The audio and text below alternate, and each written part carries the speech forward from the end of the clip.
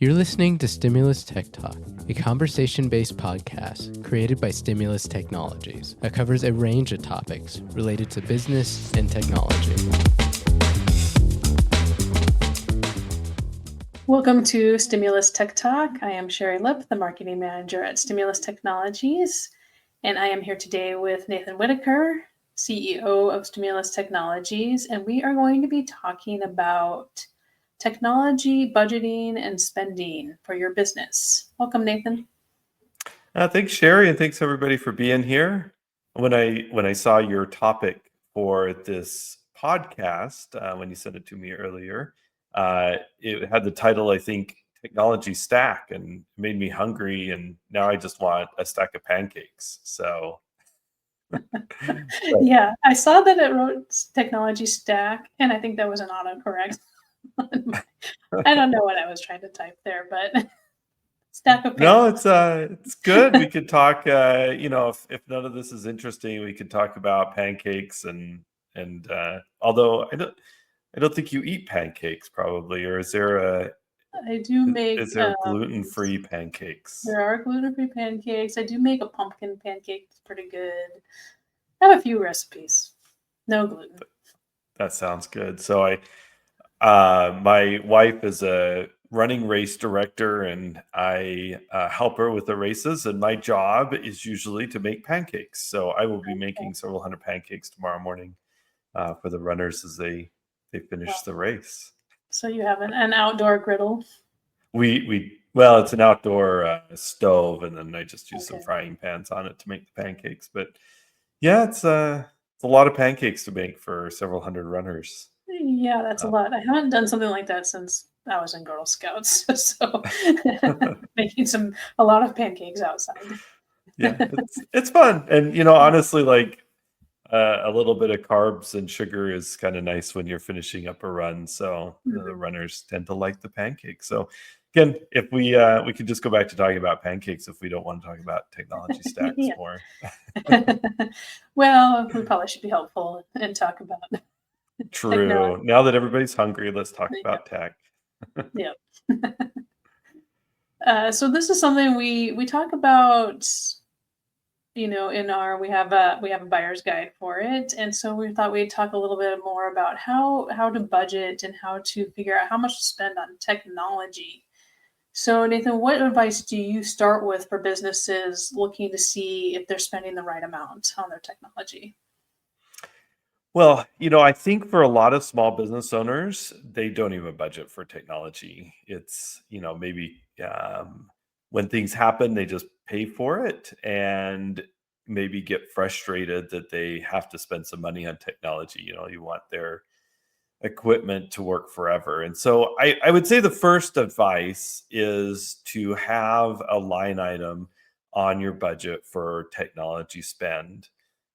Somewhere in the range of, I would say, depending on the complexity of your environment, somewhere between 1% and 5% of your revenues should be spent on technology. So if you're $1 million a year company, expect to pay somewhere between $10,000 and $50,000 a year for technology services. And that includes everything from your technology subscriptions, like your Office 365, domain hosting, computer purchases, IT services, things like that is all lumped in there. So probably in that 1% to 5% of revenues range. And it could be more. I mean, if you have a complex company and you need a lot of line of business applications, or you're spending a lot on equipment, and that's a big part of your company's strategy, it might be even more than that. But I think that range of 1% to 5% of revenues is a good number. So start with that. Start with a budget, and understand that paying for things over time and budgeting to replace them is an essential place to start. Yeah, do you think if you're not working that in and you're just paying as you go, are you going to tend to spend more on technology or overspend on it? Potentially, because one, you might be, switching around different services, adding on services, maybe paying for things that you're not using anymore. So you're not really looking at what your budget is and, you know, or should be, and then looking at those items that are included in that budget. I think the other thing is companies that don't budget for technology, especially technology replacements, end up having to spend money on emergencies, replacing equipment when things go down rather than proactively replacing it. And, we talk about this in the healthcare, industry a lot. It's a lot more expensive to go to the emergency room than it is to go to see your physician once a year for, annual checkups. So I would say it's very similar with technology, is it's much easier to prevent problems from happening and spending over time on the prevention than it is when things become catastrophic. So it might seem good to say, hey, I only spent, $5,000 on technology last year. I didn't replace any computers. I just have this really basic, free email system, and I just buy antivirus for a few computers and I'm good. And then when you get hacked and you have to replace all your equipment and you're down for, several weeks, now your bill is $250,000 to do all of that work and the remediation and try to recover your data. That's significantly more expensive. So I would say budgeting for it and spending a little bit over time ends up costing far less than just paying for it when it's critical. And what kind of mistakes do you see people making when when they're trying to choose these tools that they're going to budget for? And does budgeting help you make the better choices? Yeah, I think in general, if you have a budget or performa or however you do it, you can compare against what you want to pay for what's out there. So, if somebody comes along and says, maybe one of your team members wants to buy a new piece of software or a new subscription for something or a new computer, you can compare it against a budget and say, well, that's interesting, but we just can't afford that right now, but let's work it in the budget for next year and we can make it work. And so I think in any parts of business, when you have that budget and you're comparing your purchases against that, will save you money in the long run. And you can figure out what to say no to more than what to say yes to. And now I'm coming back to the word stack. I realize why I put it in here. I come from an audio background, an audio technology background before IT, so I tend to think of stacks as your equipment stack, your audio equipment stack. But in this case, we're going to be talking about our technology stack. How often do you think businesses should audit their technology? I think it's the same advice that I have for just general auditing. If you have a minimally complex environment, maybe once a year, you should review everything you have and see what makes sense. If you're complex and moving fast, maybe a high growth company, at least quarterly review your items. Um, and it's us as Stimulus Technologies, we do this often for the vendors we work with. We're constantly reviewing our spend, reviewing with what other companies offer, and see if there's better products or services that it might be out there. I was speaking with a business owner the other day, and he's frustrated with some of and this is technology related, but he was struggling getting his accounts receivable straightened out. And the discussion was around how he was handling his AR inside his company, and pretty antiquated system that, no matter what service they did, the tech would go out, do the work, put the time in, and then, weeks later they would generate an invoice for it and then maybe get payment down the line. And there was this discussion about, other companies are, have an iPad that the technician takes out, and right then and there they could build a quote, have the customer approve the quote right then and there, give the credit card to the technician, they pay for it immediately, and then they get to work. And that type of company doesn't have any accounts receivable issues because they're taking payment even before they're doing work.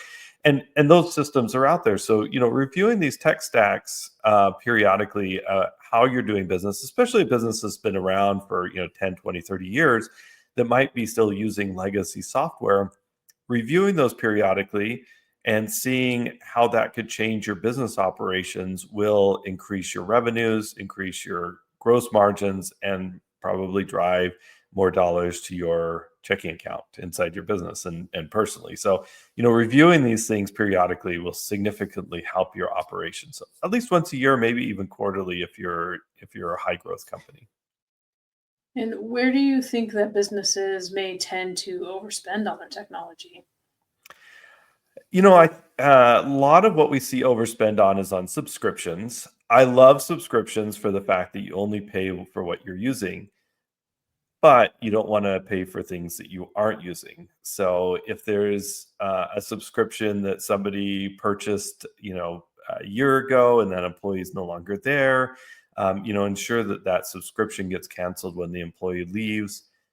So that's probably the biggest thing we see, is overpaying on subscriptions or not canceling subscriptions when they're no longer in use. Whether it's a CRM or some type of tool that they're using, like an Adobe license or a Microsoft license or something like that. Those now come in subscriptions, and you should look at how many users you have inside your organization that are actually using those pieces of software compared to the software you're buying, and then just make sure that you're communicating between your human resources person when they're terminating an employee or releasing an employee, and updating those subscriptions. So HR and IT should be talking every time there's a new employee and a removal of an employee from the company. I think not paying for subscriptions you don't use is probably life advice. I think so. I've gotten hooked on listening to this podcast on financial management, and that's one of the things when you do a family budget or look at where your expenditures are. I think so much of our money goes to subscriptions now, and the question is are we effectively using those subscriptions? Signing up for, what used to be $10 Netflix, and now it's, what, $22 or $25 Netflix. But, you got to get Netflix, and now you want Disney Plus and Paramount Plus and Hulu and, all this other stuff. And pretty soon, and with your cable and cable TV, now you're paying $300 a month for entertainment and you watch TV once a week. That doesn't make much sense. All the shows are on different streaming networks. Yeah. Watch So, one show each. and that's one of the things that he nails on is, are you, if you're not putting money into investments or savings, and you're paying, $300, $400 a month for subscriptions out of your personal budget, which is not hard to do, you should reprioritize. And I think it's the same thing in business. It's very easy to pay too much for subscriptions, and they just creep up, and so making sure you're staying on top of that. The other thing I'd say is, if there's overlapping tools that you have, you often find this if you're doing acquisitions as a company. Maybe the company you acquired loved Slack, but you as a company have Teams, or Zoom and Teams or something like that. Teams is included in your Microsoft 365 subscription. It might not make any sense to be paying for a separate Zoom account or a separate Slack account or GoToMeeting or whatever it may be, unless there's a very specific reason to have that subscription. Look at legacy tools that overlap with tools that you're using every day, and see if there's opportunities to cut those subscriptions or tools out too. And are there tools you think people have? There's like kind of the must-haves, and then there's the I just like to have it. How do you determine where the money should go on those? I do see that. Must-haves are certainly your email subscription, so your Microsoft 365 or Google Apps. Those are must-haves for businesses today. Don't use a Gmail account to do business anymore. And then security on top of that is essential. Making sure that you have good an EDR system 2FA type system included in that. Monitoring of the devices. So what we call an RMM tool inside our business to ensure that the devices are secure and safe and getting their updates. So there's actually quite a few tools that have to go on top of each other just for basic IT management. Backup is another one, ensuring your data is backed up, cloud data and your on device data is backed up. And then other tools, businesses commonly have, obviously, some type of accounting tool, QuickBooks online or something along those lines is usually a paid subscription. Some type of CRM is often a subscription that you pay for, a software tool. And then if there's any line of business applications that pertain to how you do business, if you're a accounting office, you have your subscriptions and services for your accounting software and your accounting stack. That's all technology related. If you're an HVAC company, you'd be buying a service management tool. And the best scenario is all those talk to each other. That's when things go really well, is if you can buy tools and get services that all talk to each other, then it makes life a lot easier. When you have just like these silos that don't talk to each other, you have to manually transfer data back and forth. That's when it becomes frustrating for your users. So that's basic set of tools we have in our IT buyer's guide, things to look for.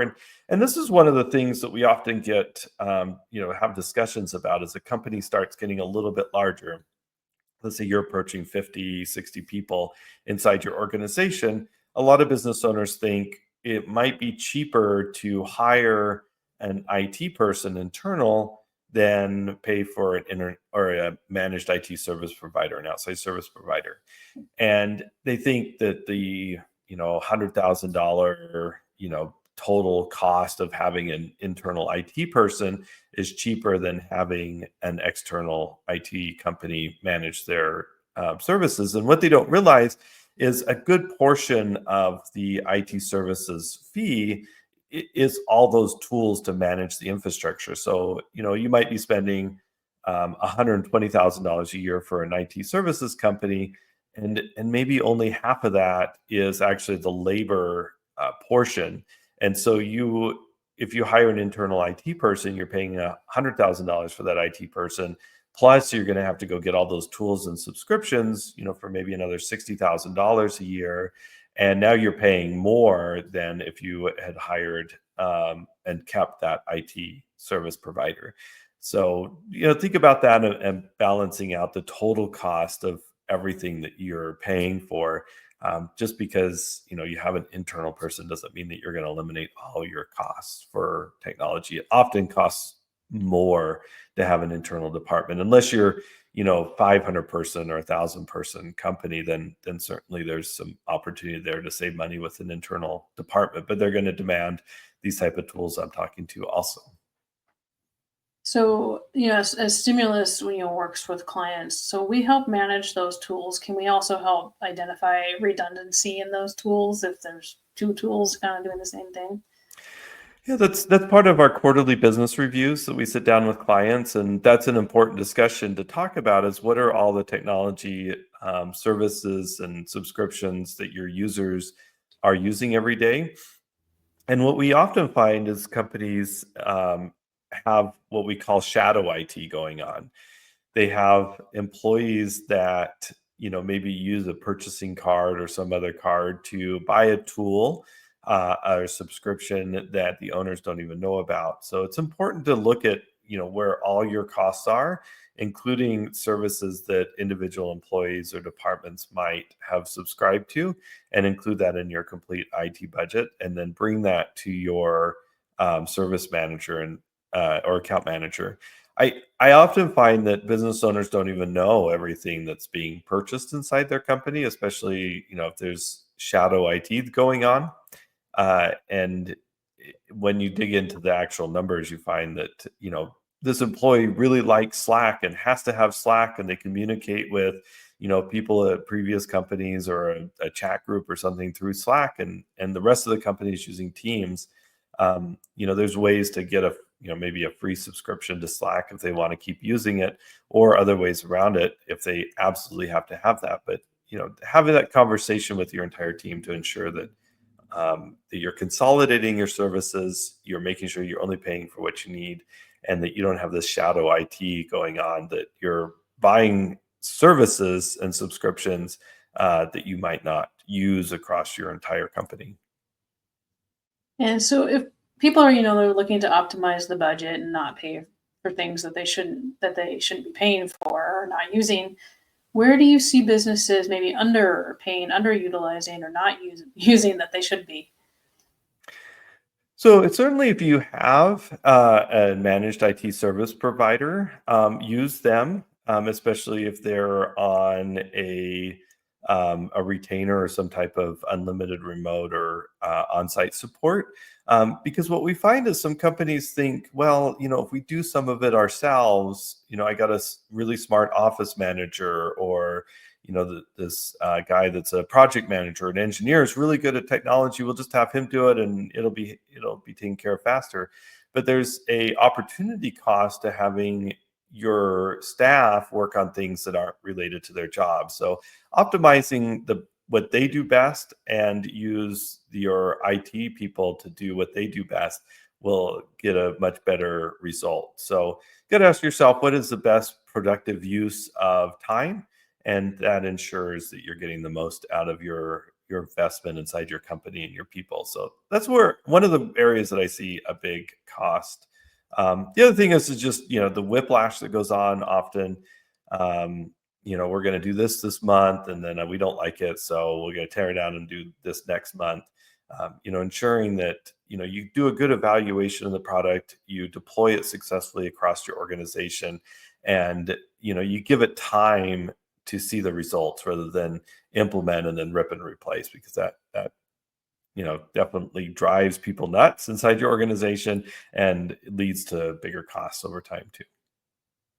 And kind of, because we can't do a podcast without talking a little bit about AI. Do you see AI as a helpful tool in streamlining some of these services and tools, and what do you see moving forward? We've talked a bit about AI and automation. There's, I think, some big opportunities to have AI assist with automation across different line of business applications and integration between services. So if you can use AI to get information out of one system and get it effectively into another system and have it be the bridge between different technologies, that's a really good use of AI. And it's part of the automation capabilities of AI. So that's one of the things that I see, of helping those routine tasks of, like taking information out of your CRM, getting it effectively put into maybe your accounting system as summaries and things like that. So that's a great part of where AI can go. It's a little complicated to do that today, but we're seeing a lot of tools being developed to make it much easier. Tools like Zapier is a great option, and they've fully integrated their technology with ChatGPT, that you can bring data in from one application, process it through ChatGPT inside of Zapier, and then push it out to another piece of software. So we're seeing tools like that, in conjunction with AI, to really automate the flow of information in your company. And last question. So if people find that a little bit confusing, is that something that, we would help with, or that there's somebody that can help them figure that out? Yeah, so we on a basic part help companies with basic AI implementations with Microsoft Copilot. We are working on a program that offers what we call Copilot Studio to do some of those automations we're talking about. So Copilot Studio would act similar to what I talked about with Zapier earlier. And so that is a great option to do those type of integrations. So be on the lookout for that. That is something that we're working on down the road. There are AI implementation companies that are, focused on kind of lower middle market or middle market implementations that could cost hundreds of thousands of dollars to implement. We're working on solutions that make a little bit more sense for the small business, and then you can pay a few $1,000s to get this implemented, and really reap the benefits of AI and that automation across lots of platforms that you have. All right. Well, thanks, Nathan. I think that we got a lot out of our technology stack today. And we can go eat some pancakes and enjoy the rest of our weekend. Yes. All right. Thank you. Thanks, everybody. Thanks.